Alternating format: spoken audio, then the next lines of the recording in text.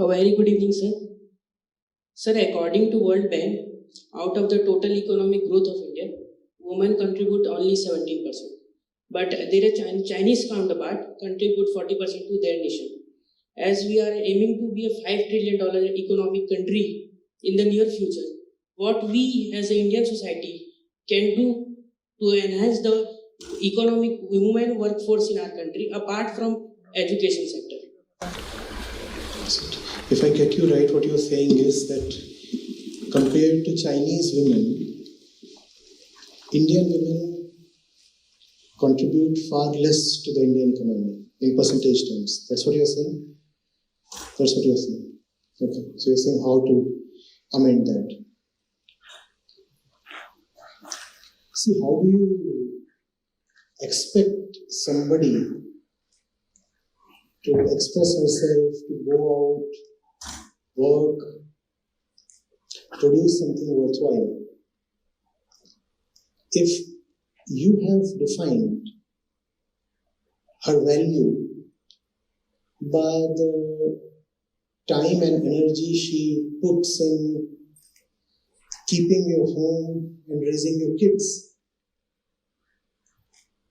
If that's how the society is going to assess the worth of a woman, what incentive does she have to go out and work? What are you telling your women? You are telling them, you stay at home, you take good care of the nest, you be a nice mother. And we will all due respect. You will say, see how good a homemaker she is, and she is doing all the fabulous things and this and that. No, this is how her worth is to be determined, both economic and psychological. Then tell me, what is the incentive to go out and work?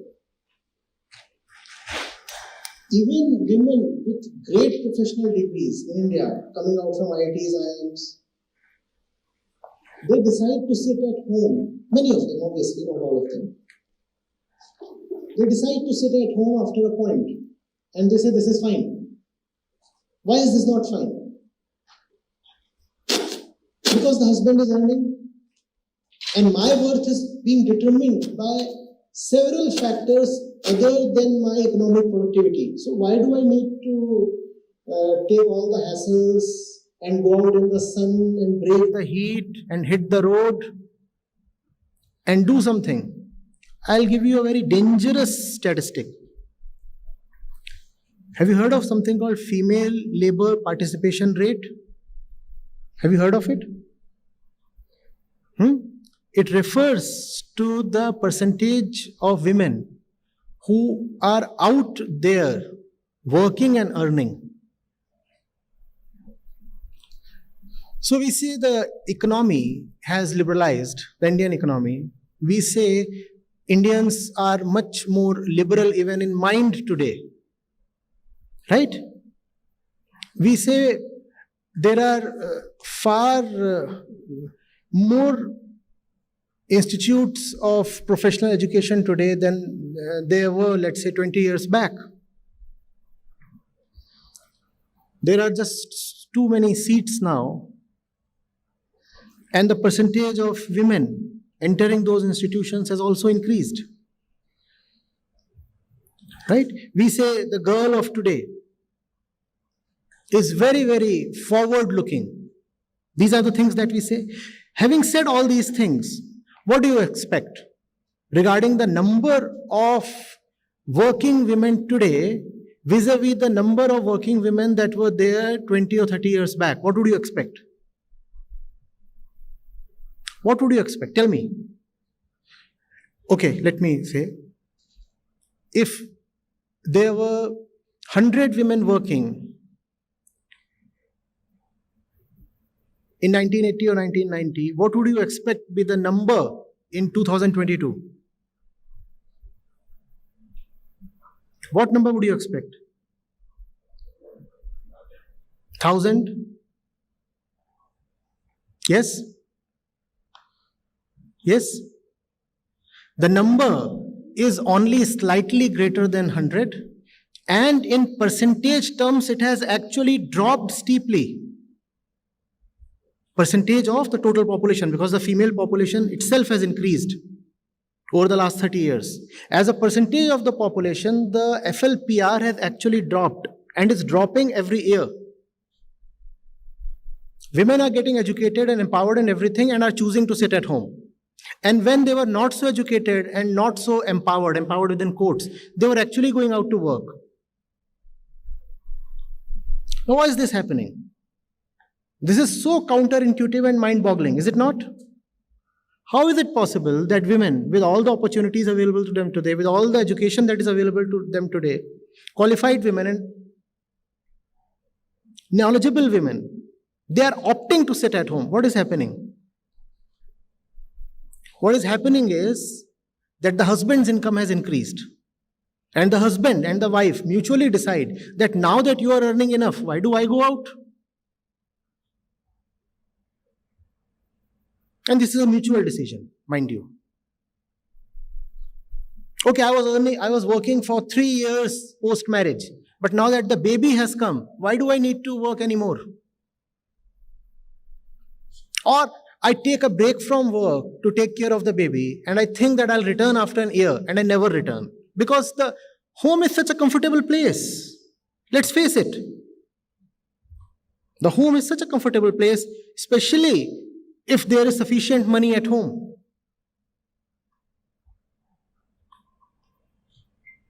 We might say that, the labor participation rate will increase if there is more security in the workplace, if the workplace conditions are made more favorable for women.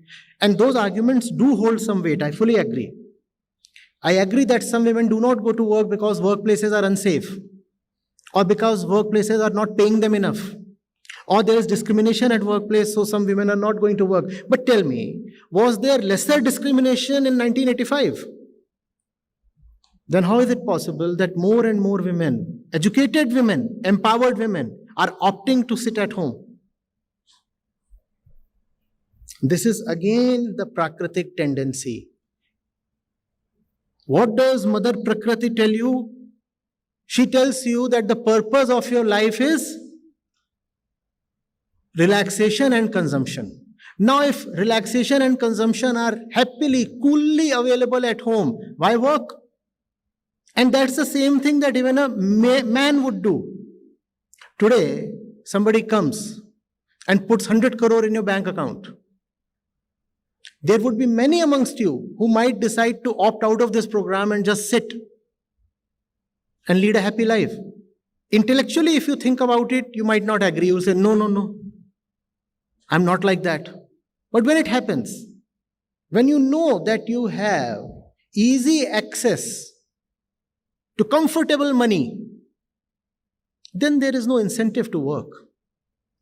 I'm not saying that is the case with all women, but increasingly, a large cross-section of women are following this route. And it is a very, very dangerous route. Very dangerous route. How do you change this situation? By changing the thought that consumption is the purpose of life.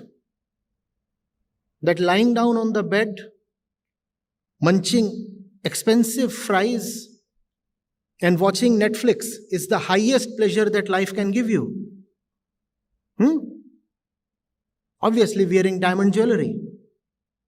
Can you imagine?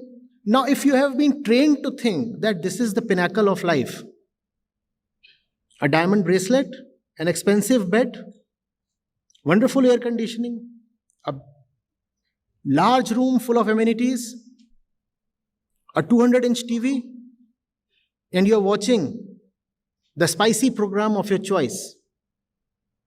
Many of us would salivate at this prospect, no? Wish life were like this. Now, this is hell. This is not the kind of life to be desired. This exactly is the picture of hell. Hell is where you don't have to work. Hell is where you don't have any purpose to life.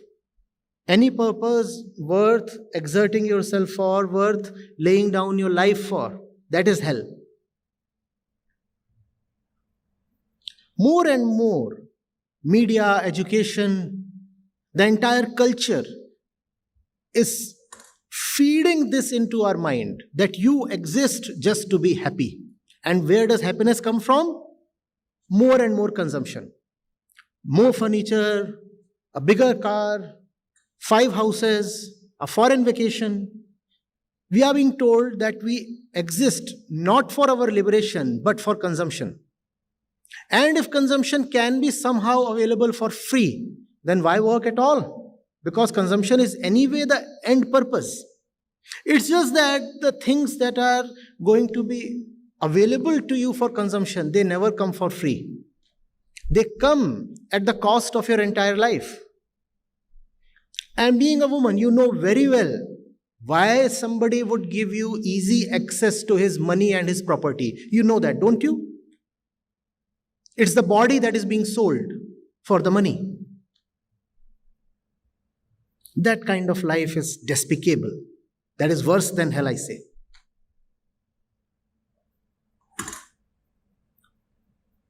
Are you getting what kind of liberation can be there if you are dependent on somebody else even for your physical survival?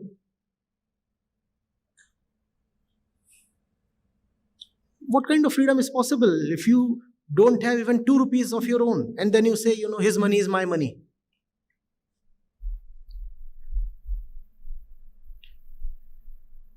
So if you want to change this situation, if you really want more women to come out and make a mark in life, then you have to first of all challenge the overarching philosophy, the dominant narrative of this day. It is a very, very poisonous narrative. Capitalistic consumerism. Have money, consume. Have money, consume. It puts no emphasis on right work. In fact, it says that you are in the greatest position if you can consume a lot without having to exert even a little. That's the reason why everybody wants to have very nefarious sources of money. Because ultimately, it's the money and the consumption that counts, not the source of money. How does it matter where the money is coming from? I can lie, cheat, kill, murder. I should get something to consume. I can sell my life, provided the buyer feeds me with gold. Challenge this narrative. Challenge this narrative. Otherwise, this narrative will keep more and more women at home. Because the economy is progressing and men are getting richer. And as you get richer, you want to indulge in certain luxuries. One of the luxuries is keep the woman permanently at home. It's a luxury of life, I keep my girl at home. She is always available at my beck and call. If she goes out, who knows what may happen? She may taste freedom. She may taste success of her own. She may develop a life of her own. And who knows, if she goes out, she may actually go away from me. So it is great that she stays at home. I'll provide for her. I'll give her whatever she needs. Anyway, the property remains mostly in the male's name. You very well know that women own less than 3% of the world's assets. They don't own anything. They are just given something. Why do you want to adjust to this situation? Do you want to? Do you want to be given something on a weekly or monthly basis from somebody else's bank account? The property belongs to somebody else. But he says, whenever you will ask me something, darling, I'll give it to you. Is this an honorable situation? Yes. Unfortunately, more and more Indian women are falling for it because in absence of any kind of wisdom, It is the pop philosophy that is ruling our minds. We have no Vedanta in our life. We have nothing called wisdom literature in our life. Then what is the philosophy that rules our mind? It is the philosophy that comes to us from social media, from television. When you are watching a commercial or when you are watching a movie or anything that you are watching, it is not merely a picture or a video or an audio. It is a philosophical package. And when you are watching that, you do not even know that you are actually buying into that philosophical package.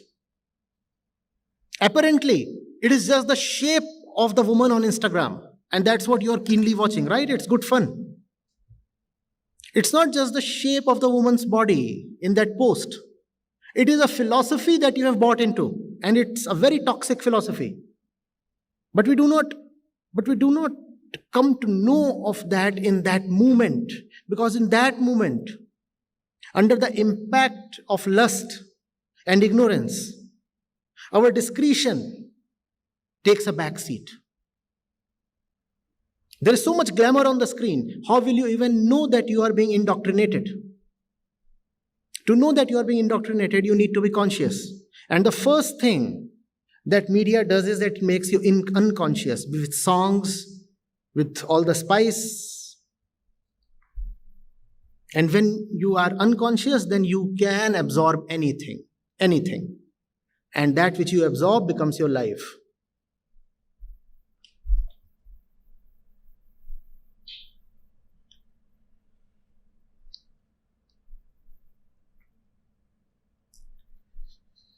Am I going too fast for you or too ahead of you? I'm trying to keep it as simple as possible. And it's actually simple. There is nothing complicated in this, right? A lot of this that I'm saying, I understood it even when I was your age. So there is no great complexity here. Sir, like you were saying in middle of the discussion, like many women from so-called well-known institutions with holding a very good degree, they sit back at home, and because their husband earn some good money, they stop working and sit at home doing nothing. But like there is another perspective to it. Many a times it happens also because they do not have interest in what work they were doing. Like I will give you one personal example.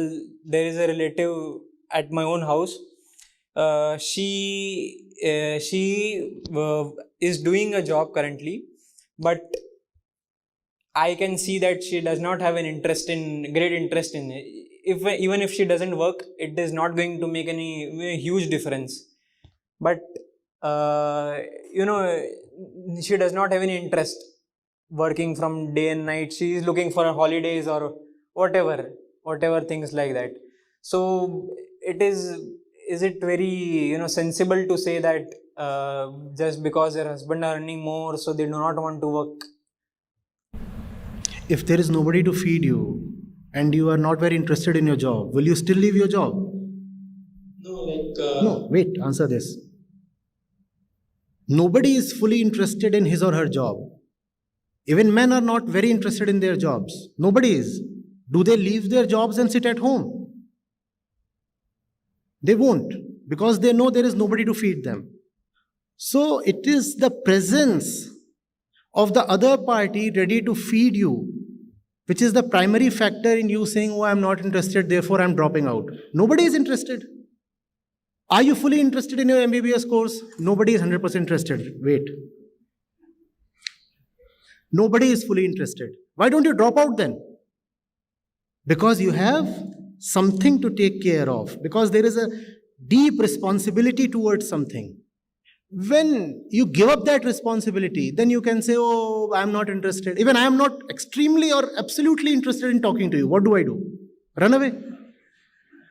Nothing is absolute in this world. If you'll ask me, am I 100% invested in this conversation? I am not.